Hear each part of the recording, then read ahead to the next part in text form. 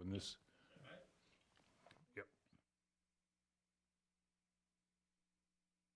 Well, hi everybody, another edition of Tarter Sauce, and with me today we're happy to have J.D. Dalfonso, the Executive Director of the Peoria Area Convention and Visitors Bureau. Perfect. And welcome. Thank you very much. Thanks for having me. And for you folks who recognize that name, he was the Communications Director, J.D. was, for Congressman Darren LaHood. Yeah. So, and that's how we got to know each other. Yes. When I was with the paper.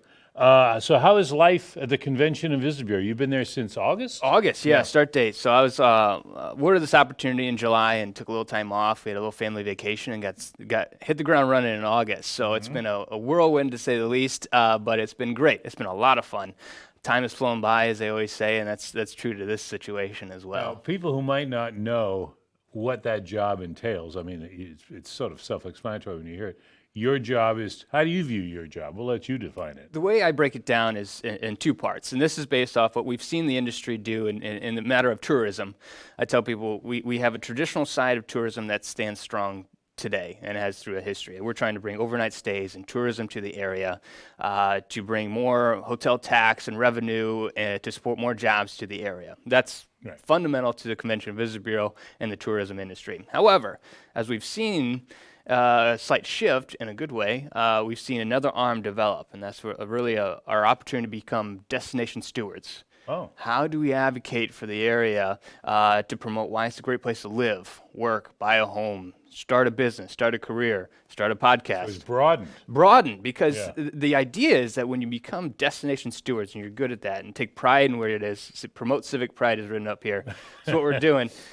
Is to, when people see how much fun you're having here and you live in here and you get this all the time, it translates to say, well, that's a cool place. We should go check that out. Even for a weekend, come check out, spend some money, support your local businesses across our 7-county region. That's what we're looking to do. So we have a sales team dedicated to bringing conventions and large meetings and even small meetings. That goes on. That's not going to change, right? And we still have to tailor that to what we have here. But our sales and marketing teams are working very closely together on how do we match those up. Well, an example of that, and I just happen to know this because of my involvement with the Innovation Alliance, Jake Hammond and the Peoria Innovation Alliance. They've opened a little office down on 315 Main Street, just down the street. We're downtown Peoria here, just further down the street. And you guys have got a satellite office in there. Yeah, that's a great way to put it. And we've been happy to partner with Jake and some of his initiatives as he's working to promote the innovation that has been here in Central Illinois, and as well as working what's the present and the future look like for innovation. As it pertains to the CVB, he does have at 315 Main, the Peoria Made space, and so we're happy to be a part of that in a sense of providing a stop-in location for a Visitors Bureau, providing information for their visit to the Peoria area. Just going to be simple, clean whiskey barrel, tapping back into our heritage. Oh, there you go. With some pamphlets, as well as we are contracting and working with a local artist. Is the whiskey barrel empty, or is it? It's empty. Oh, okay. Yeah, we had to move it in there. Just checking on that. It's a good question. You might get more people than you thought. I know. Yeah. Anyway, we get more people in, more traffic would be great. But right now it's empty. Right. And we're contracting with local artist Kayla Phillips, and graphic designer, and so she's going to be installing a piece of artwork on a wall in there that's going to be dedicated. Right. Great opportunity for photos and collaboration as well. So. The thing that I think we lack sometimes in this town and any town probably, but I always hear about wayfinding, of late, because we don't think, I'm talking about residents here in Peoria, we don't always think of our community as it is for somebody who's just arriving. Yes, right. Just drop downtown for a meeting, let's say Pam Marquette or whatever, and now you're just setting out on foot in Peoria for the first time. Yeah. You don't think of that if you've lived here for X number of years, but you guys do. Yeah. Because you have to think of those terms of somebody coming in for the first time. Absolutely. Yeah. What are people seeing here for the first? Who are they meeting for the first time? This bureau is a big part of that, providing hostesses to make sure that their first face is a welcoming face to their conference or meeting space, or even just leisure tourism. How do we help coordinate those efforts to make it of ease to them? And so that's why we're working. We're working with local cities and municipalities to say, all right, what's needed to help the restaurants promote them. and the ease of access for the tourism. We're working with Deb Rattler a little bit on wayfinding project as well, and it's the cliche of no idea is a bad idea. Really, right now to find out what's the best way to make ease of access and availability for our tourists coming to town. One of the things you probably, and you're a young, energetic guy, and we need that in that position because, let's face it, Peoria of late, and depending on what of late means, 4 or 5 years, last 5 years, has taken some shots. Caterpillar, we know about the headquarters moving to Chicago.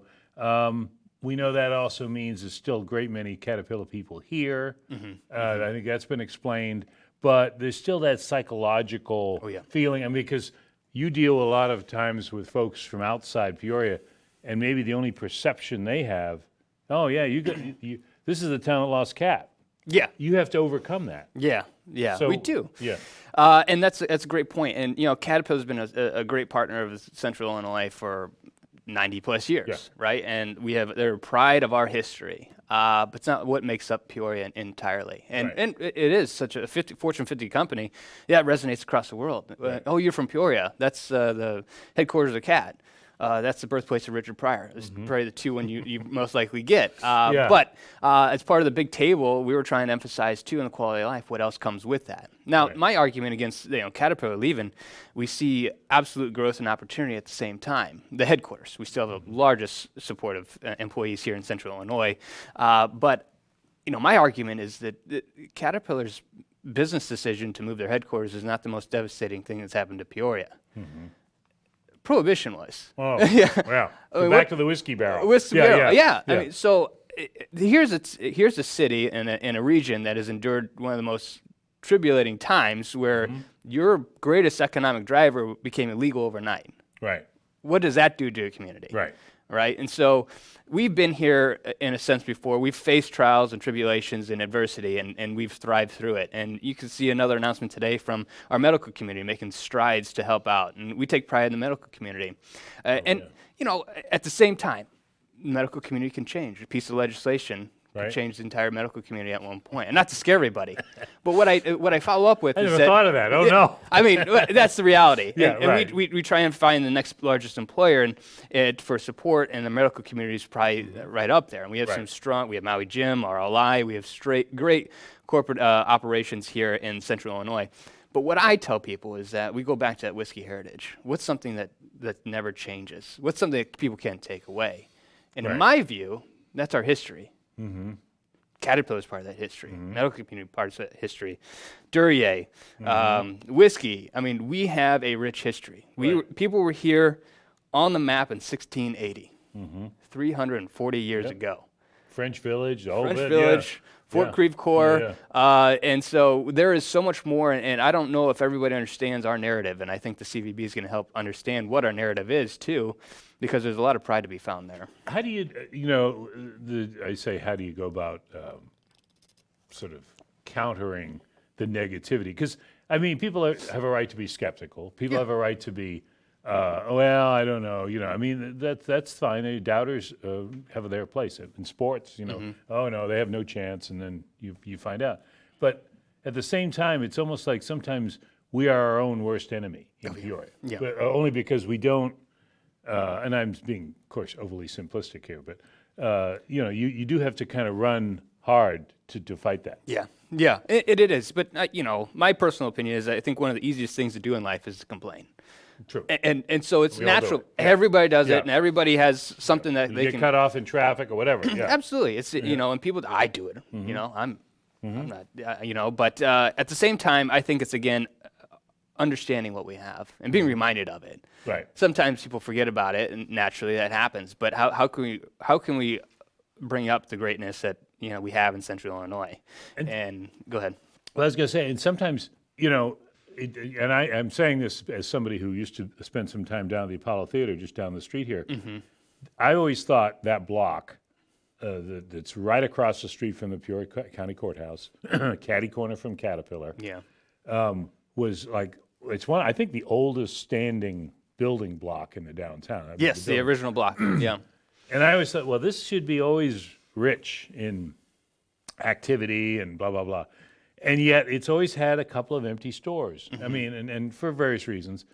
But now I'm seeing some progress here. You got Jake moving in there. Yep. You've got a restaurant moved in where Richards was. Yep. The Mexican restaurant, I'm told, I've been in there several times, is busy on weekends. You know, and usually on weekends it's like forget it. You know, and I mean, that's a sad thing to say, but that's been our past, and hopefully that will change, especially when we get OSF in around the corner. Yeah.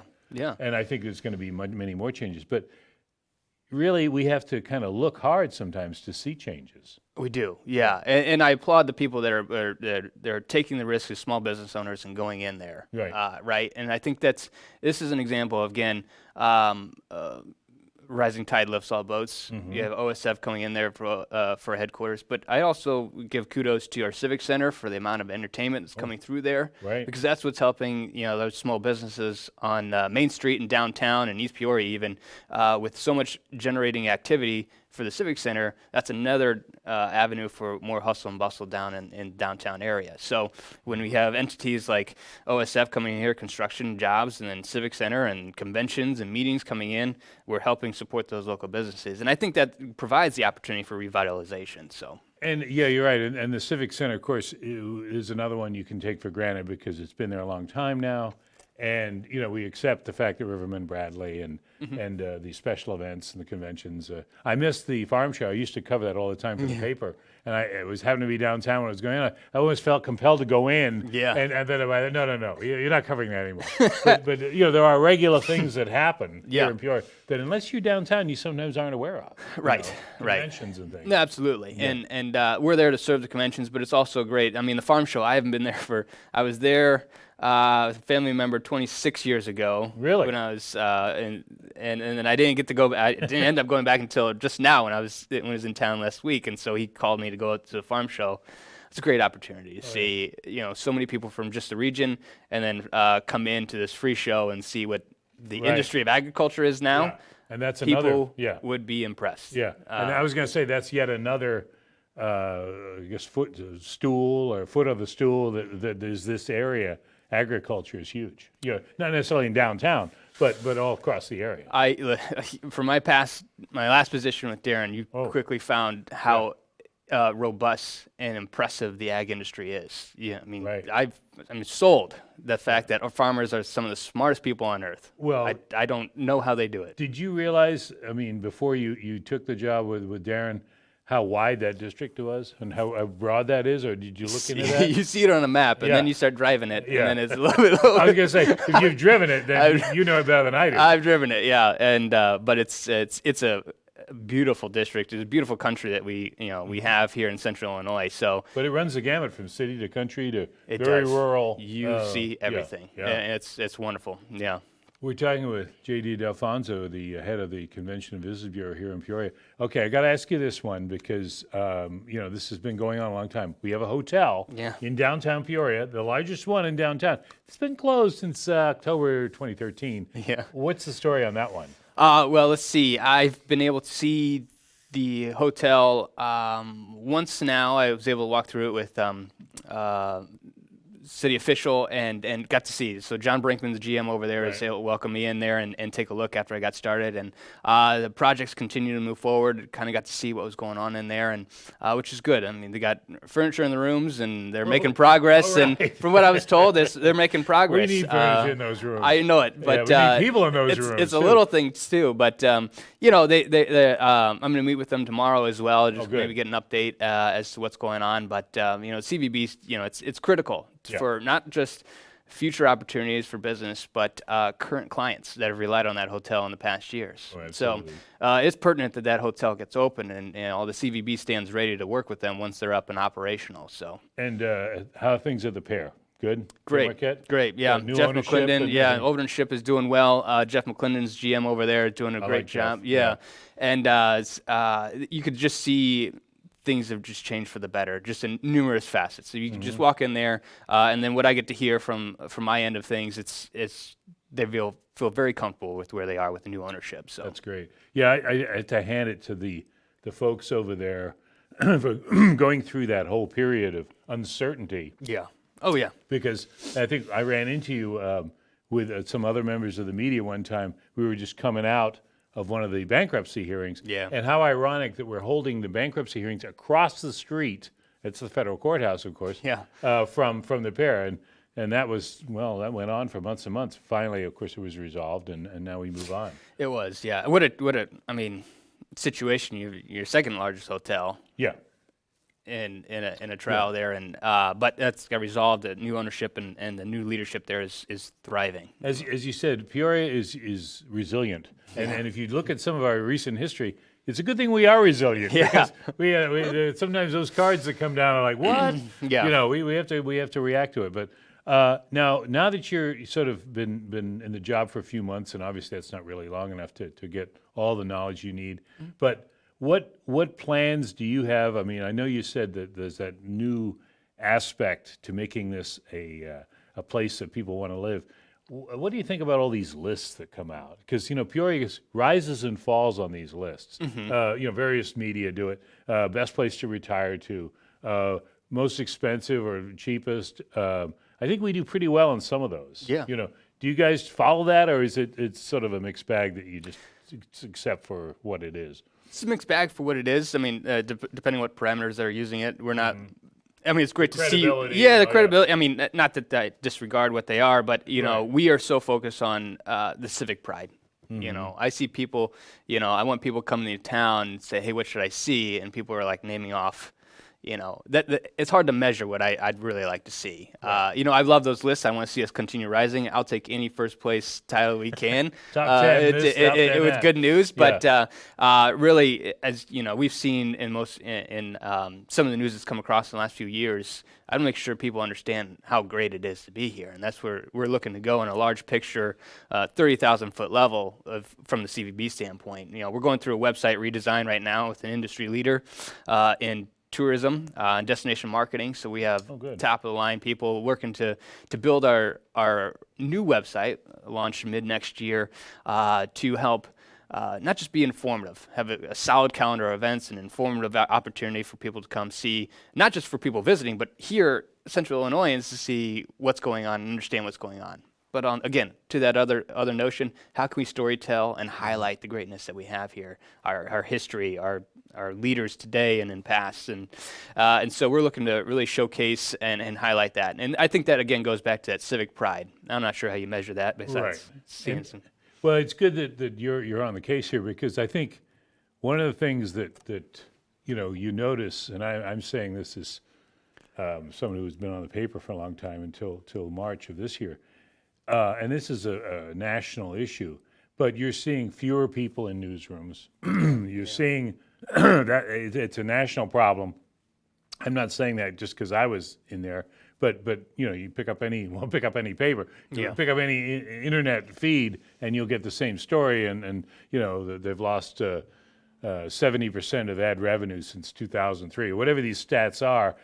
They show this downward, and that's another, regardless of whose job gets lost, and that's always unfortunate. But the other side of that is the community. Yeah. The information we get about our community. Yes, right. Because I know things are online now to a much greater extent than ever before, and the fact you guys are working on a new website, is part of that. We all need to be in there, and that's.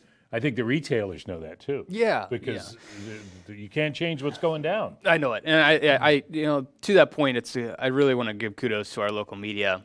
Seeing them working directly with them in my last job, you really got to see the trials that they have to face just as the industry is changing. Right, resources are being cut, employees' bases are being cut, and they still keep plugging ahead. Right. And that's quite admirable for what we have, because it's pertinent to have these people and providing the news to update what's going on. So that's a good point, because I think when people remark about, that isn't what it used to be, that's by no means, we're not criticizing anybody that's there now, either on TV, radio, or newspaper, because those folks they're carrying even heavier load. Yeah. And I think we can all agree on that.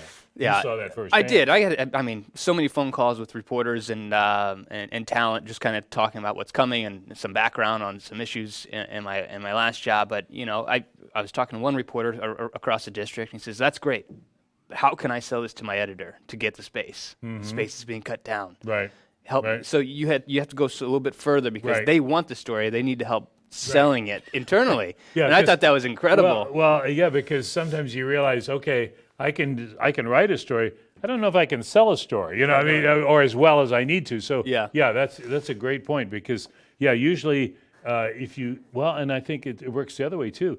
If you're going down, as we all are, scanning for stories, information, whether it's sports, news, or weather, you stop at what attracts you, maybe in a headline. Yes. And it's those few words catch your interest. Oh, I got to read this.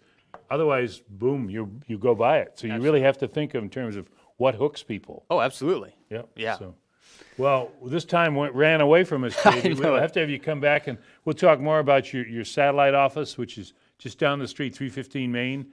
And also, we'll catch you in 2020 and see what's going on. Thank you for the opportunity. I look forward to being back. Oh, no problem. Hey, we'll see you next time on Tarter Sauce.